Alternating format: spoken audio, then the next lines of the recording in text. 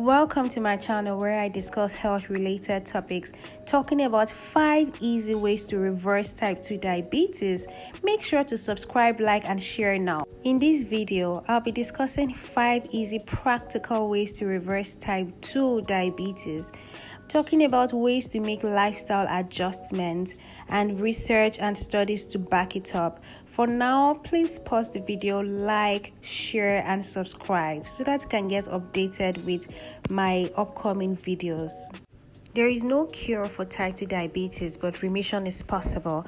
Although there is no cure for it, studies have shown that it is possible for some people to reverse it through dietary changes and weight loss. You may be able to reach and hold normal blood sugar levels without any medications. This doesn't mean that you're completely cured. Type 2 diabetes is an ongoing thing. Even if you're in remission, which means that you aren't taking any medications and your blood sugar levels stay in a healthy range, there is always a chance that symptoms may return. But it is possible for some people to go years without trouble controlling their blood glucose levels and the health concerns that comes with diabetes. Low glycemic index foods.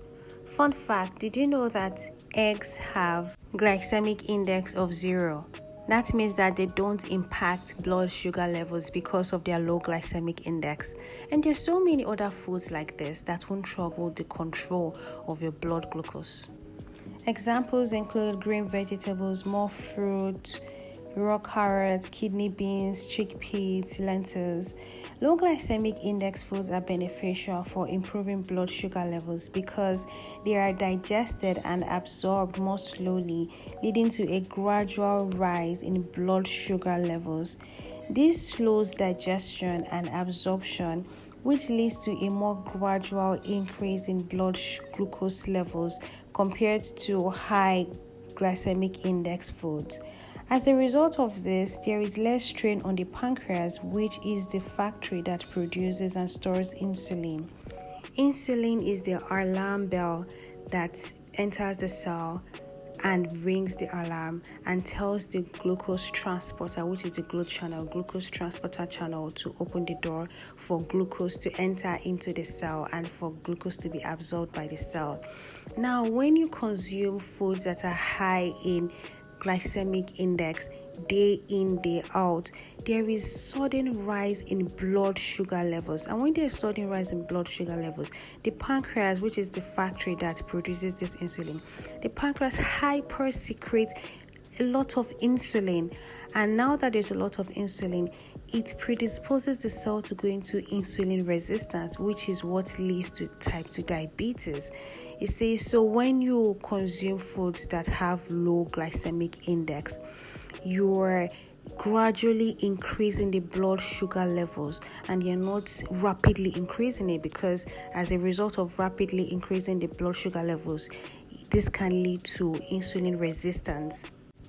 Glycemic index is a scale that ranks carbohydrates based on how quickly they raise blood sugar levels after consumption. Foods that have low glycemic index, that is the glycemic index of 55 or less, are digested and absorbed more slowly, resulting in gradual increase in blood glucose levels. But foods that have high glycemic index, that is 70 or greater, are rapidly digested, which causes a quick spike in blood sugar levels and can also lead to a crash in energy levels. In this chart here, we can see the categories of food items that have low glycemic index, medium glycemic index, and high glycemic index food. You want to make sure that you're taking more of the low glycemic index foods and occasionally take the medium glycemic index food. And once in a while, take foods that have high glycemic index. For instance, you want to take apple on a daily basis, brown rice instead of white rice. And if you're unsure of a particular food item, Google it, research it, check the internet, all right? Because it is our daily actions that lead to the way we live our life, that leads to our lifestyle. Weight loss. Did you know that most of the people who reverse their type 2 diabetes lost 30 pounds or more? They also did not have diabetes as long as those who weren't as successful. So it's important that you get started early on a weight loss plan as soon as possible after you're being diagnosed, or if you are pre-diabetic, start the weight loss journey now. Weight loss can improve insulin resistance and even reverse type 2 diabetes through several mechanisms like reduction in adipose tissue. Excessive fat, especially visceral fat around organs, contributes to insulin resistance. So losing weight reduces fat stores, particularly visceral fat, which improves insulin sensitivity. Improved insulin sensitivity. Weight loss reduces the workload of insulin production cells, which are called the beta cells in the pancreas. As a result of this, cells becomes more responsive to insulin, leading to improved insulin sensitivity. A low-caloric diet leads to weight loss by creating a caloric deficit, which means that you consume fewer calories than your body actually needs to maintain its current weight. When your body doesn't get enough calories from food to meet its energy levels, it starts to use stored fat for fuel, resulting in weight loss. Additionally, a low-calorie diet can also lead to changes in the hormonal level and metabolism, further promoting weight loss. It is important to note that you should follow a balanced and sustainable low-calorie diet to ensure that you are still getting essential nutrients for your overall health and energy levels. Increase physical activity. Did you know that a study was conducted and these people aimed for 10,000 steps a day and at least 2.5 hours of moderate exercise per week? At the end of the study, they saw that more than half of them were able to reach near normal blood sugar levels without any medication. And some people were able to keep their blood sugar levels low for long. Regular physical activity helps muscles become more sensitive to insulin. This allows them to take up glucose from the bloodstream more effectively, and this reduces the reliance on insulin and improves blood sugar control. It also helps to stimulate the uptake of glucose by skeletal muscles, even in the absence of insulin. This mechanism helps to lower blood glucose levels and improves insulin sensitivity. Physical activity also promotes weight loss and reduces visceral adipose. Practical ways to increase physical activity. Number 1, take the stairs. Instead of using elevators or escalators, opt for the stairs whenever it is possible. This simple change can add extra steps to your day and provide a quick burst of activity. Park further away. Park further away from your destination to add more walking time. This is especially effective when running errands or going to work. Walk during phone calls. If you're on a phone call, take the opportunity to walk around your home or your office. This can help you meet your step goals for the day while staying productive. Set reminders. Use alarms or smartphone apps to remind yourself to take short walk breaks throughout the day. Wear a pedometer or activity tracker. This can help you track your daily steps, or even by using smartphone apps. Seeing your progress can be motivating and encourage you to increase your activity level.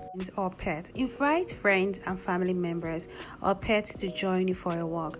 Walking with companion can make the activity more enjoyable and encourage you to stay active. Fasting can be a practical way to lose weight because it is fairly straightforward, but it is not the mainstream treatment for type 2 diabetes. Did you know that a very small study was conducted and it found that therapeutic fasting, that is going without food and drink with calories for a set amount of time, can help reverse type 2 diabetes? 3 people with diabetes followed a diet plan for 3 24-hour fasts each week for several months. They would eat only dinner on days that they fasted and lunch and dinner on days that they didn't fast, focusing on low carbohydrate meals. 2 of those people in the study were able to stop taking all diabetic medications, and the 3rd person stopped 3 of their 4 medications within 1 to 3 weeks. All three of them could stop taking insulin. They lost between 10 to 18% of their body weight. Fasting helps to increase insulin sensitivity by reducing insulin levels in the bloodstream and promoting the uptake of glucose by cells. During fasting periods, cells become more effective at utilizing glucose for energy, which can help improve insulin sensitivity over time. Promotion of autophagy. Autophagy is a cellular process that removes damaged or dysfunctional components, including insulin receptors. Fasting triggers autophagy, which can help to clear out the defective insulin receptors and improve insulin signaling in cells. It's important to know that people should approach fasting cautiously, especially for those with diabetes or other medical conditions, or those that are breastfeeding or those that are pregnant.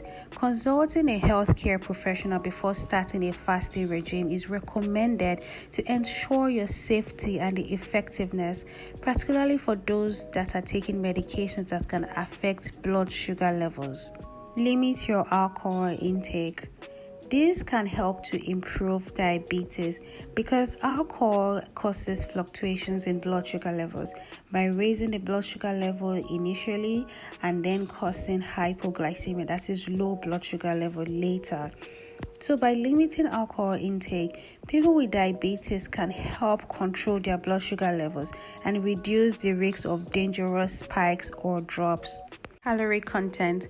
Alcohol beverages often contain a significant amount of calories, which can contribute to weight gain and obesity. Excess weight is a risk factor for insulin resistance and type 2 diabetes. So limiting alcohol consumption can help individuals better manage their weight and reduce the risk of developing diabetes-related complications. The liver plays a crucial role in regulating blood sugar levels by storing and releasing glucose as needed. Excessive alcohol consumption can impair this liver function and affect this process, which leads to fluctuations in blood sugar levels. Limiting alcohol intake can help to protect the liver function and promote a more stable blood sugar control. Alcohol affects decision-making capacity of an individual. Excessive alcohol consumption can impair judgment and decision-making, which makes it more challenging for people with diabetes to manage their condition effectively. Limiting alcohol intake can help people make healthier choices regarding diet, exercise, meditation, and overall diabetes maintenance and management. Using alcohol intake can be challenging, but I'll be discussing several strategies that can actually help. Track your consumption. Keep track of how much alcohol you consume each day or each week and set limits. When you meet these goals, celebrate yourself. This helps you become more aware of your drinking habits and identify areas where you can cut back. Don't make alcohol readily available to yourself. Remove it from your house or limit the amount that you keep in your hand. If alcohol isn't readily available, you may be less likely to drink impulsively. Find alternative coping mechanisms. Identify alternative ways to cope with your stress, boredom, or other triggers that may be leading you to drinking. Engage in activities like exercise, meditation, spending time with friends and family. Remember that reducing alcohol intake is a gradual process, and it's okay to seek support or assistance if you need one. Making positive changes to your drinking habits can help to improve your overall health and well-being. Remember, be inspired and stay inspired. Please don't forget to like this video, share, and subscribe.